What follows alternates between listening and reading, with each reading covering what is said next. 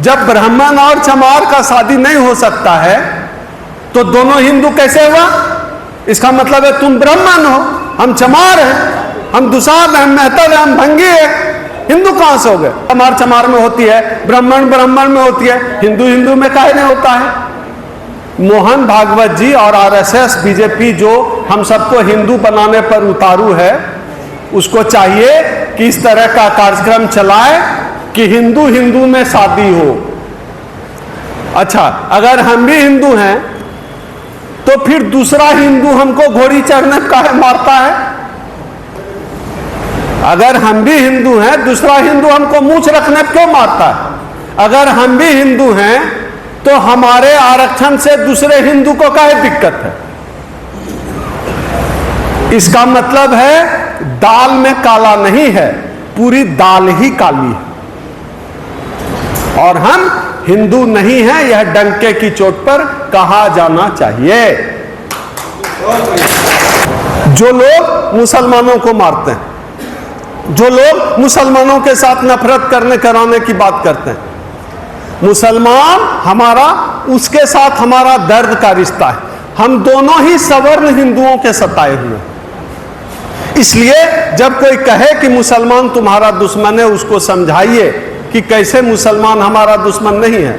याद करिए 2 अप्रैल का आंदोलन, पहले इन्होंने ईवीएम से लूटा और अब सीधे वोट की चोरी कर रहे हैं। मैं ईमानदारी से बता रहा हूं, न मैं मायावती जी की आलोचना करता हूं, न मैं चंद्रशेखर भाई की आलोचना करता हूं, न मैं उदित राज जी की आलोचना करता हूं, न और कोई जितने समाज के नेता हैं किसी की आलोचना नहीं करता हूं मंच से, खास तौर पे नहीं करना है भाई ना। दुश्मन आपको तय करना पड़ेगा।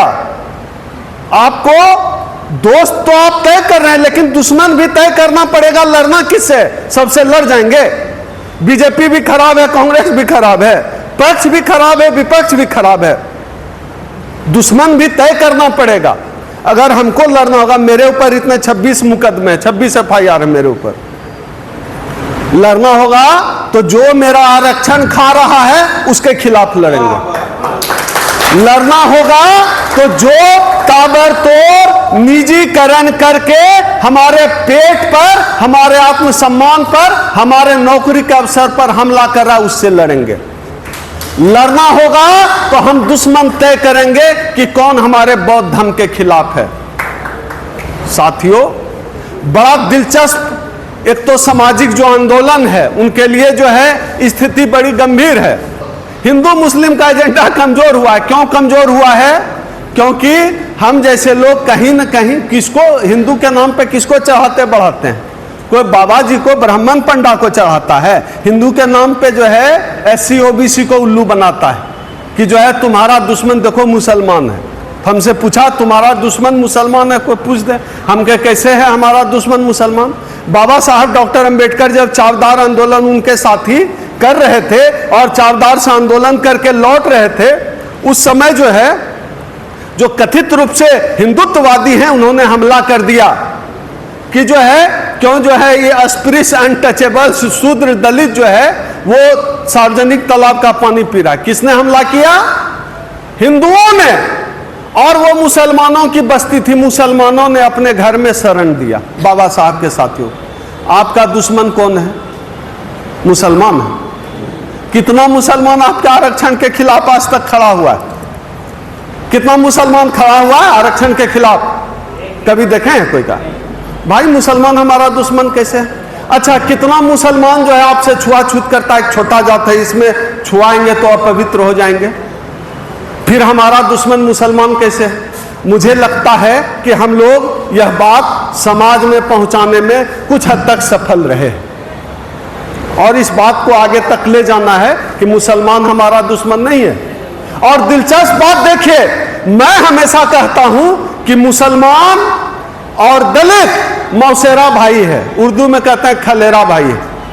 कैसे? दोनों हिंदुओं के सताए हुए। मेरा हक अधिकार कौन छीना? हमको घोड़ी पे चढ़ने से, मूंछ रखने से कौन रोका? विश्वविद्यालय में हमारे साथ भेदभाव कौन किया? नौकरी में हमारे साथ भेदभाव कौन किया?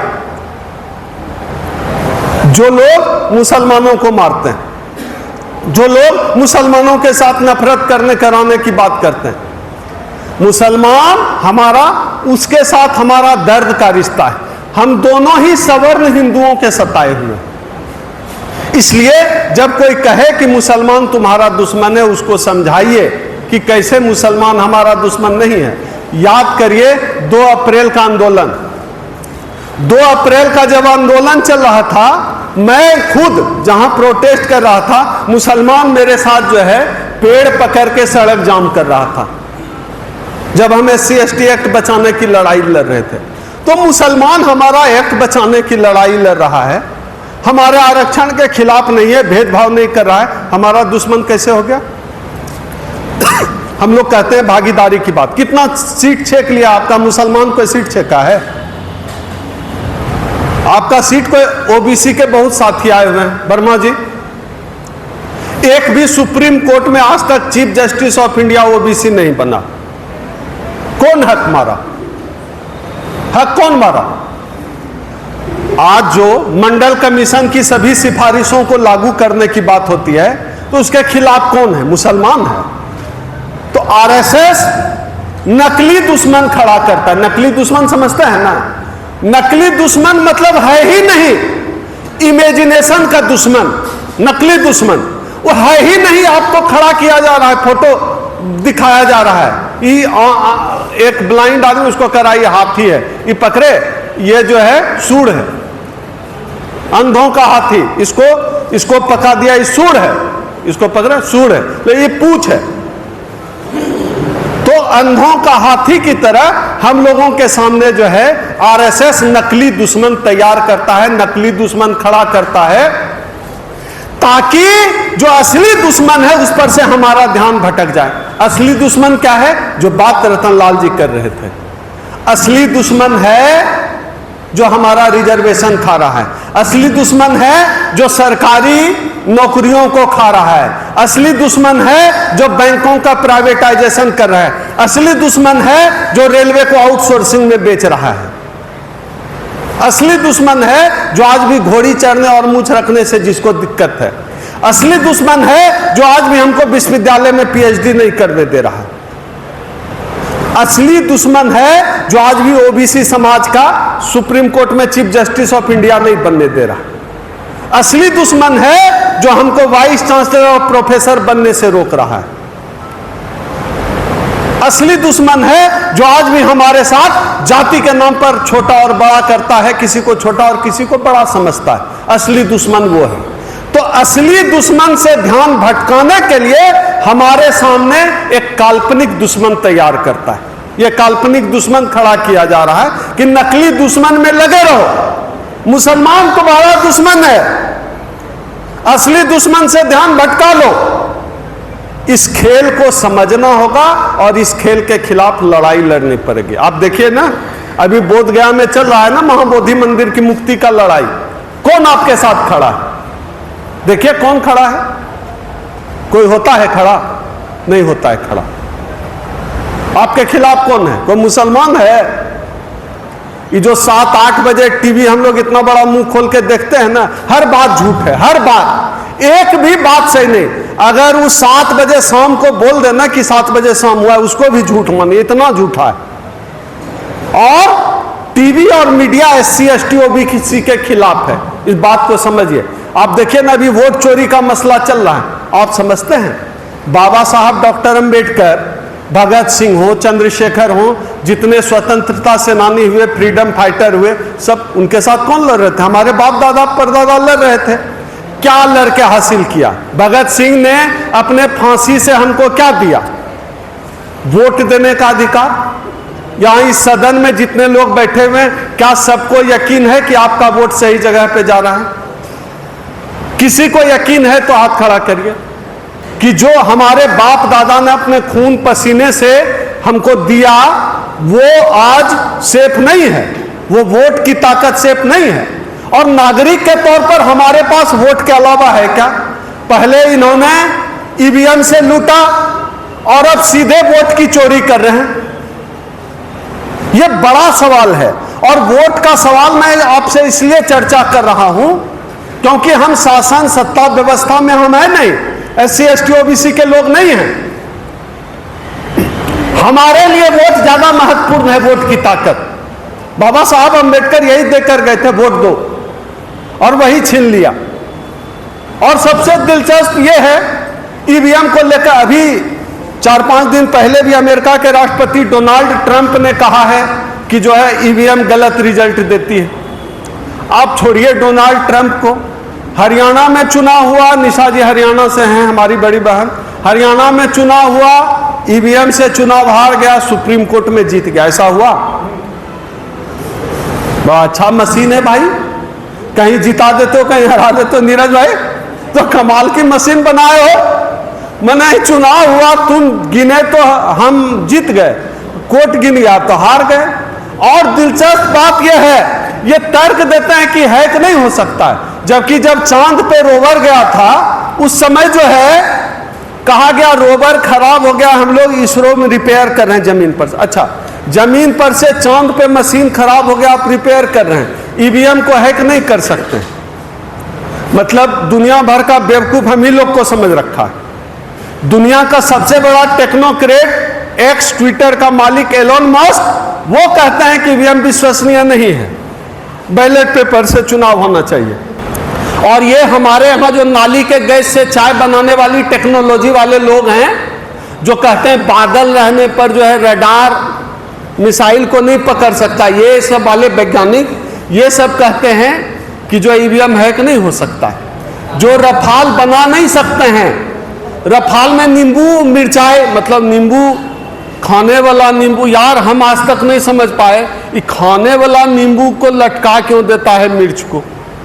हम तो जब स्टूडेंट थे, पटना में पढ़ते थे, नींबू चाय की आदत थी, तो सुबह सुबह लटका के जाता था, हम लोग समेट के लाते थे, उसी से नींबू चाय। ये बहुत किया है पटना में हम लोगों ने, एकदम ताजा नींबू लटका के दुकान पे गया और हम लोग समेट के लाते थे। समझ में नहीं आता है भाई, नींबू खाने वाला नींबू, सब्जी में देने वाला मिर्च लटका देते हो, खाने वाला चावल भात माथा में साट लेते हो, क्या है भाई।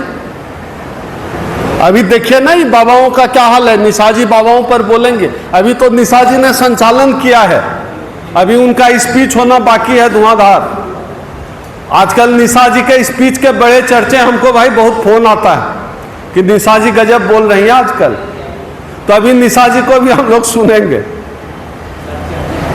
तो यह जो हमारी लड़ाई है इन चीजों के अलावा, मैं नींबू मिर्च की बात इसलिए मैं जगह पे ला रहा हूं, इसके अलावा हमारी लड़ाई अंधविश्वास और पाखंड के खिलाफ भी है।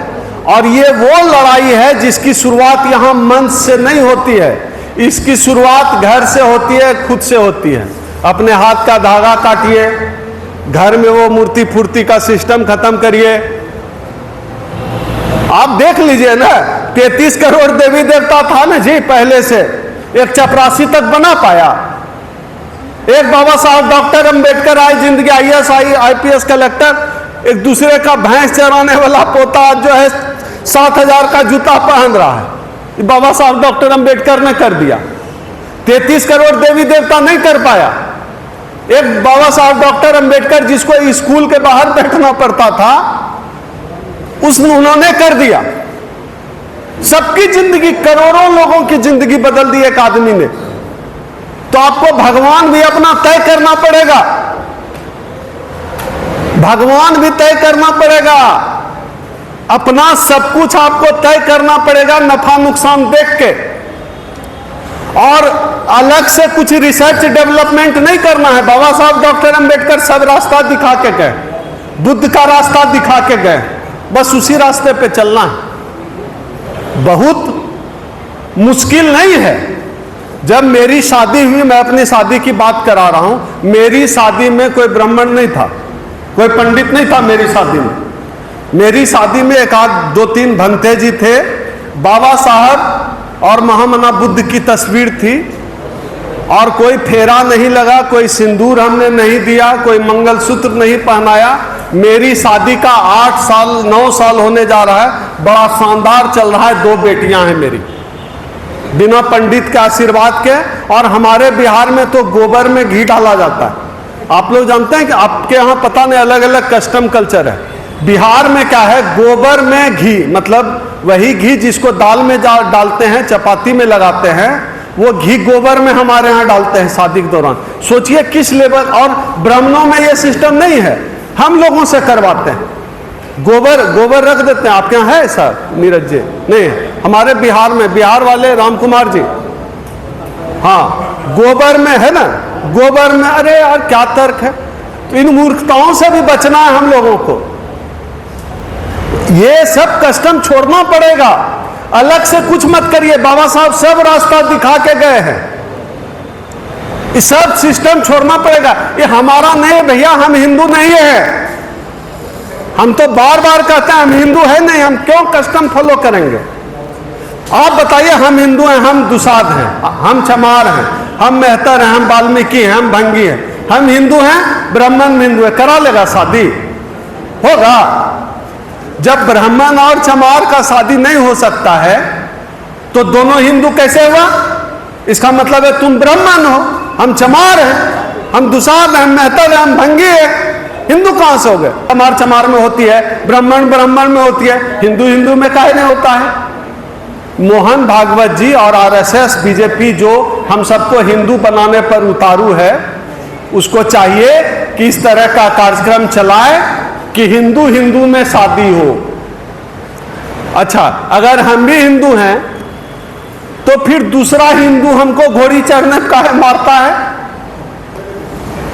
अगर हम भी हिंदू हैं, दूसरा हिंदू हमको मूंछ रखने क्यों मारता है?